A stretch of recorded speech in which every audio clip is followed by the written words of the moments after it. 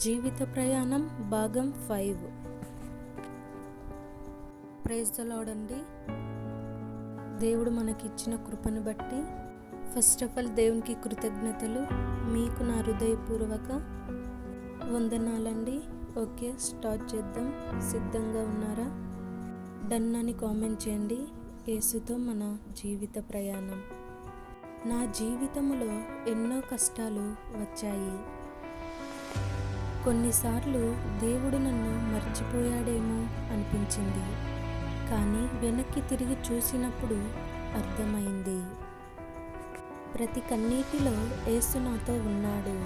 ప్రతి బాధలో నన్ను బలపరిచింది ఆయన ప్రేమే. ఈరోజు నేను నిలబడి ఉండటానికి కారణం నా బలం కాదు, యేసు కృప. Praise the lord. Hallelujah. Bible వచనం, నేనే మార్గమును, సత్యమును, జీవమును. ఆమేన్. యేసయ్య 14,